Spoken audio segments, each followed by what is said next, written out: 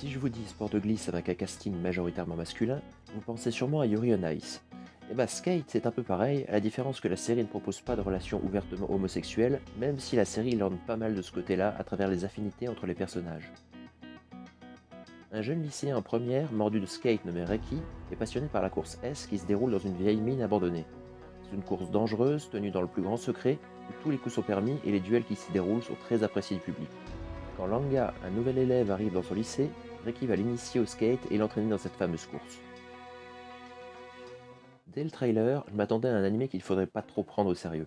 Suffit de voir le look des personnages pour s'en convaincre, que ce soit Shadow et son air de méchant de catch, ou Adam, le toréador de l'amour. La série joue beaucoup sur l'ambiguïté des relations entre les personnages. C'est pas vraiment de l'amour, mais certainement plus que de l'amitié. Et ce côté homo-érotique ressort complètement dans les courses d'Adam, où celui-ci va presque entamer une danse avec son adversaire, avant un câlin destructeur.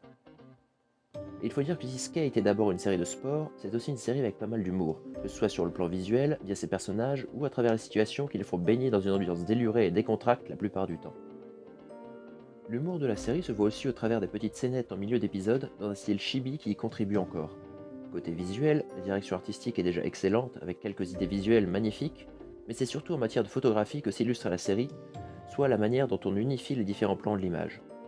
Pour une série avec autant de dynamisme, c'est juste impossible de ne pas recourir à la 3D pour l'environnement, mais le moins qu'on puisse dire c'est qu'elle ressort finalement peu.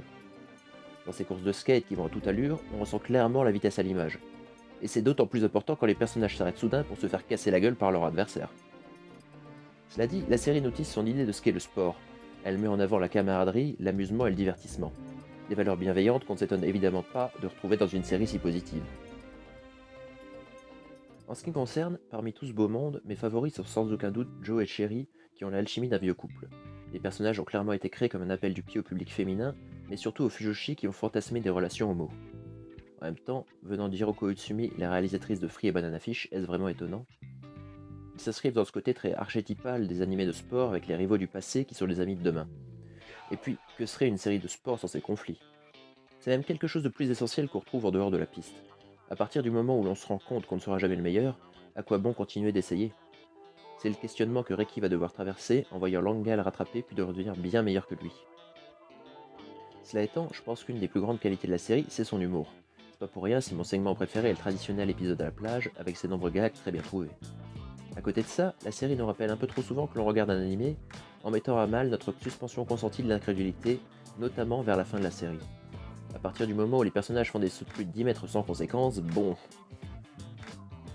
Ça reste raccord avec l'excentricité de la série, même si ça ne surpassera pas ce que nous propose la course finale et ses tons bleutés qui donnent vraiment l'impression d'une course dans l'au-delà, ce qui colle plutôt bien à la planche en croix d'Adam et son look de squelette. Tout au long de la série, le personnage en impose clairement, le fait qu'il soit doublé par Takehito Koyasu aka Dio dans JoJo renforce encore plus cette aura. D'ailleurs, vous avez noté que les planches ont chacune leur identité visuelle propre à l'image de leur propriétaire? On notera quand même que la production devenait impossible à tenir vers la fin de la diffusion, comme en témoigne cet épisode récap.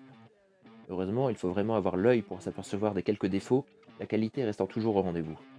Et pour ça, je pense qu'on peut encore saluer le travail du directeur de photographie, Ikegami Masataka, qui a œuvré sur Blood Blockade Battlefront, ou encore Gotcha, le clip de Pokémon rendant hommage à la licence.